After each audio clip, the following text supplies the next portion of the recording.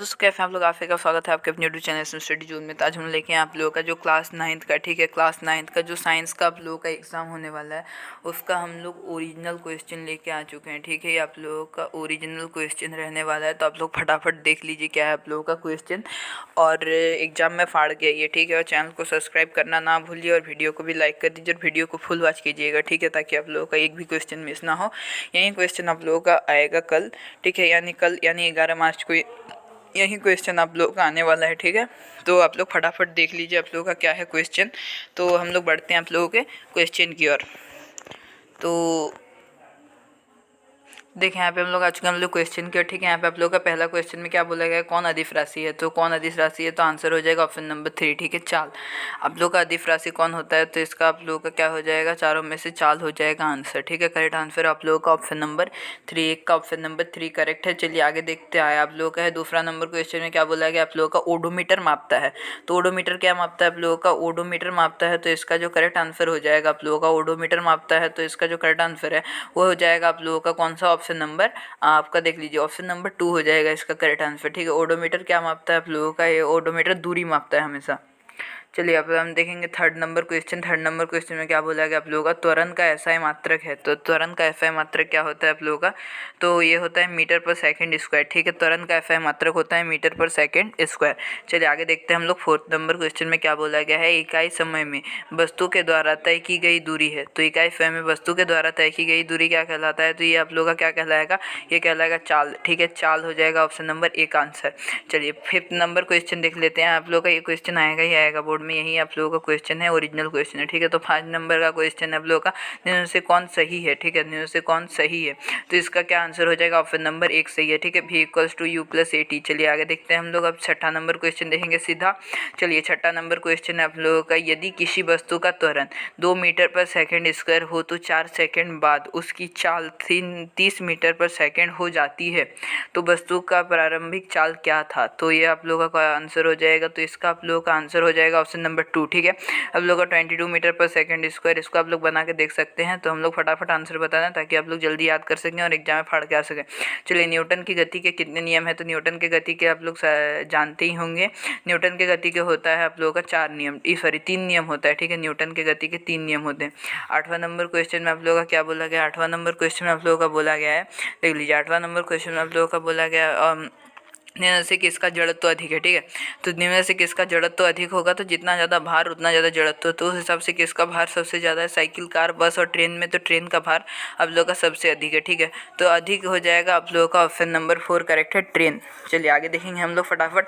8 number हो गया, अब 9 नंबर देखते हैं। 9 नंबर क्वेश्चन में आप लोगों का क्या कहा जा रहा है, 9 नंबर क्वेश्चन में बोला जा रहा है आप लोगों का, देखिए 9 नंबर क्वेश्चन में बोला गया है 30 न्यूटन का कोई बल 5 kg की, ठीक है, 30 न्यूटन का कोई बल 5 kg की किसी वस्तु पर 2 सेकंड तक कार्य करता है, तो वस्तु का त्वरण क्या हो जाएगा। तो वस्तु का त्वरण क्या हो जाएगा, तो इसका आंसर होगा ऑप्शन नंबर 4। ठीक है, 6 मीटर पर सेकंड स्क्वायर। इसका भी आप लोग बना के देख सकते हैं। हम लोग फटाफट आंसर बताते हैं, ओरिजिनल क्वेश्चन आप लोग का यहीं आएगा बोर्ड में। 10 मीटर आप लोग का 10 नंबर है, किसी m द्रव्यमान की वस्तु जिसका वेग भी है का संवेग होगा, तो क्या होगा, m भी हो जाएगा। ठीक है, ये m × v। चलिए 10 नंबर हो गया। 11वां नंबर क्वेश्चन में आप लोग का क्या बोला गया है, पृथ्वी के गुरुत्वीय त्वरण g का मान होता है। तो g का क्या मान होता है, तो आप लोगों को पता ही होगा, g का मान होता है आप लोगों का 9.8 मीटर पर सेकेंड स्क्वायर। ऑप्शन नंबर 2 इसका बिल्कुल ही करेक्ट है। चलिए 11 नंबर हो गया। 12 नंबर देखते हैं हम लोग फटाफट। तो 12 नंबर है सार्वत्रिक गुरुत्वीय स्थिरांक। ठीक है, सार्वत्रिक गुरुत्वीय स्थिरांक जी का एसआई मात्रक है।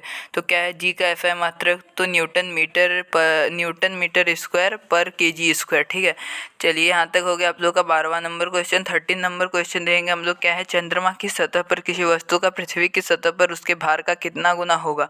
तो ये कितना गुना होता है आप लोगों का आंसर आप लोग जानते ही होंगे, ऑप्शन नंबर 4 1/6 गुना। ठीक है, 1/6 गुना। चलिए आगे देखते हैं हम लोग। 14 नंबर क्वेश्चन में क्या बोला गया है, निम्न से कौन पदार्थ नहीं है। निम्न से कौन पदार्थ नहीं है, तो क्या हो जाएगा, हवा, जल, भोजन, ये सभी क्या है, पदार्थ हैं। प्यार क्या है आप लोगों का, एक भाव है। ठीक है, तो ये आप लोगों का क्या हो जाएगा, आंसर प्यार हो जाएगा, ये पदार्थ नहीं हो सकता है। चलिए आगे देखते हैं हम लोग। 14 नंबर का आंसर हो जाएगा ऑप्शन नंबर 3। चलिए अब हम देखेंगे क्या है 15 नंबर क्वेश्चन, किस अवस्था में अणुओं की ऊर्जा अधिकतम होती है? किस अवस्था में अणुओं की ऊर्जा अधिकतम होती है? तो गैस अवस्था में। चलिए अब 16 नंबर देखते हैं हम लोग। वह प्रक्रिया जिसमें इत्र की गंध वायु के चारों ओर फैल जाती है क्या कहलाता है? तो ये कहलाता है विसरण। ठीक है, ऑप्शन नंबर 1 इसका बिल्कुल करेक्ट हो जाएगा। 17 नंबर क्वेश्चन देखते हैं फटाफट क्या है। 25 डिग्री सेल्सियस तापक्रम वाले, सॉरी 25 डिग्री सेल्सियस तापक्रम बराबर है किसके बराबर है? तो 298 केल्विन के बराबर है। ठीक है, अब लोगों का 273 होता है प्लस 25 तो 298 केल्विन। चलिए 18 नंबर है अब लोगों का गैस के कणों के बीच आकर्षण बल होता है। तो गैस के कणों के बीच आकर्षण बल कैसा होता है? तो आप लोग कम हो जाएगा। ठीक है, बहुत कम होता है गैस में, और द्रव्य में थोड़ा ज़्यादा होता है, ठोस में बहुत ज़्यादा।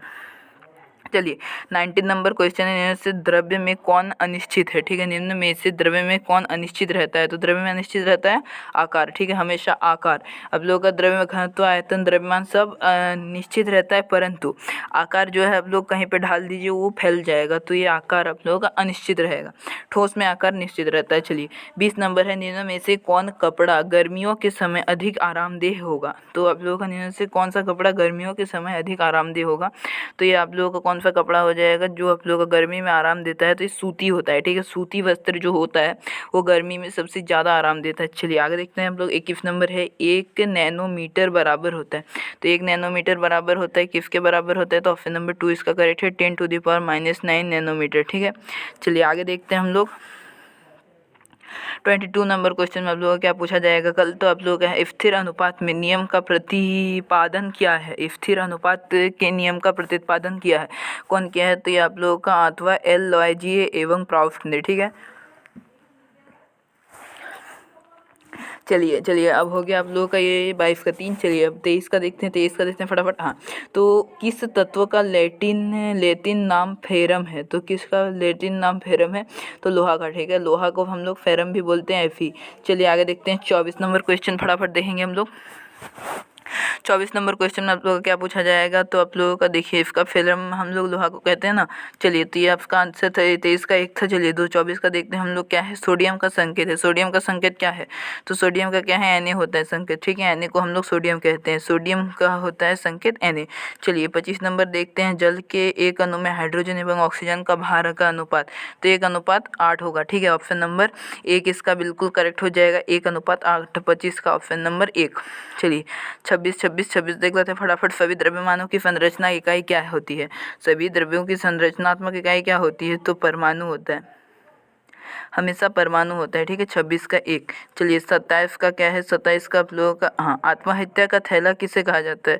ये आत्महत्या का थैला किस में कहा जाता है? ये हर बार आता है, इस बार भी आ गया। देखिए तो आत्महत्या का थैला किससे कहा जाता है? तो लाइसोसोम को कहा जाता है। ठीक है, अब 28 नंबर देखते हैं हम लोग। तारक केंद्र का कार्य है। ठीक है, तारक केंद्र का कार्य है तो क्या है? तर्कु निर्माण। तर्कु निर्माण। चलिए आगे देखेंगे हम लोग। 28 नंबर हो गया। 29 नंबर देखते हैं फटाक से 29 नंबर देख लेंगे हम लोग क्या है।